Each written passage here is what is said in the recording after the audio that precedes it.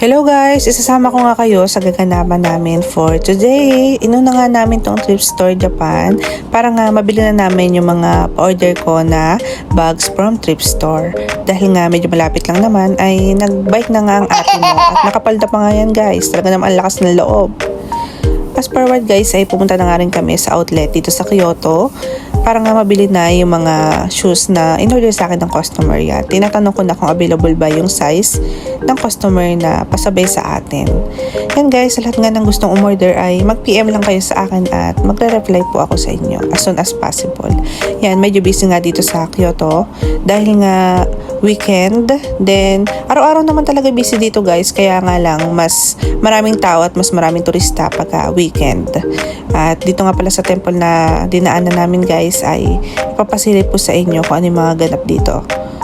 Dito nga pala sa temple na to ay libre ka namang makakapasok, walang entrance fee at pwede ka mag-picture, pwede mong masilip kung ano nga pala yung mga Japanese culture dito sa Kyoto. At napakaganda rin ng mga culture nila dito dahil in-explain naman nila at meron namang mga nakalagay na English kaya maiintindihan mo naman din talaga. At buti na nga lang ng mga time na yan ay hindi na bumuhos yung malakas na ulan kundi paambon-ambon na lang. At yan guys, yung mga ganito ay uso nga dito sa Japan. May mga temple nga na pwede mong i-visit talaga. At ang pagkakaalam ko nga ay bawat barangay ng Japan ay may kanya-kanyang simbolo ng mga temple. Yun lang yung mga napapansin ko dito guys sa Japan. At dito nga is pwede ka rin magsulat ng mga wish mo, ganan. And then marami nga akong nakikita na mga wish dito ay good family, good health sa family. And then nakakatuwa nga isipin na may mga Tagalog rin na mga wish. Ibig sabihin marami na nga mga Pilipino or Pinoys na nakapunta dito sa Kyoto. At fast forward nga guys ay kailangan ko na ulit pumunta sa mga store para nga matapos ko na yung mga pasabay order sa akin guys. Naisingit ko nga lang yung pagpunta sa temple at papunta na nga pala kami sa iba pang mga store. Dito nga sa Kyoto guys ay halos kumpleto na nga. Marami nga mga store na pamimilian dito at may mga souvenir din na super cute. Diyan nga si Hachiko guys. Ang cute-cute nga talaga. Yan yung mga souvenir store dito guys. Sa gilid mo lang din makikita. At syempre di mawawala yung mga matcha drinks. Dahil nga pag nasa Japan ka guys ay mas more nga sila sa matcha. At may mga street foods nga din dyan sa mga gilid-gilid. Syempre nga street foods, kalorki. Hindi na nga lang halos disiplinado din yung mga tao dito dahil nga sobrang linis talaga ng Japan. At nagutom na nga ang mga person. Yan, tumigil muna kami sa bilihan ng karage or mga corn dog at umorder lang din kami ng chicken. Syempre nga sa Japan guys ay palaging ang bendo machine. Mas convenient nga to para sa mga customer and iwas pila na nga guys.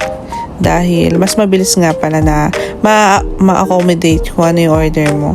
Yan yung aming order is karage. Per pieces nga siya guys is 800 yen na nga. At nung natikman nga namin guys ay masarap naman din talaga siya. Yan, mayroon din siyang sauce na ketchup and then mustard sauce. And then pumunta lang din kami sa 7-Eleven dahil nga bibili siya ng onigiri niya guys. Yung tuna na onigiri, yun nga yung gusto niya. Then parang ulam na nga rin niya yung karage. Yung mga onigiri nga dito sa Japan guys ay sobrang laking tulong nga niyan sa mga mabilisang pagkain. Ready to eat na kasi siya. Yan. Dito nga yung mga packaging nga dito sa Japan ay sobrang dadali. Sobrang easy way talaga. Gagawa talaga sila ng paraan para hindi ka mahirapan. Yan yung mga onigiri nila. At dati guys hindi talaga ako kumakain yan. Ngayon favorite ko na rin siya. Yan nga yung laman niya, tuna with mayo. And then, ulam niya is karage. Yan, puno-puno yan ng palaman, guys. Kaya, ang sarap talaga. Yan, guys, sobrang lang dito. Presko yung hangin habang naglalakad kami. At papunta na kami sa iba pang store. Ang dami nga turista dito na nakatambay. Ang sarap nga lang maupo dyan guys. Oh. Kung wala nga lang kami hinahabol na oras ay nakapagtambay-tambay pa nga sana kami dyan. Yan, umorder lang din kami sa 7-Eleven ng ganito guys. Yung chicken skewer siya tatawag dyan.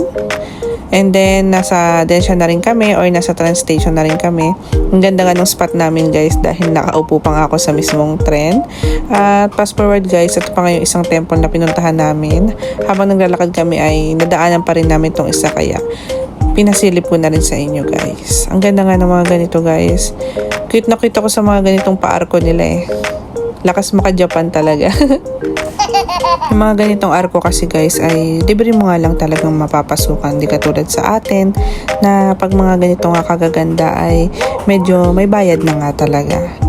Yan guys, ito din naman tong may mga parang pa-garden kineme sila dito ay pinasukan din namin guys dahil nga madadaan na rin namin siya papunta dun sa isa pang store dahil nga pupunta kami sa thrift store na madadaanan pa rin namin guys. Lumipat nga lang kami ng tren para nga mas komportable kami guys at mas mabilis ngayon dahil nga rapid yon. At yun na lang naman guys.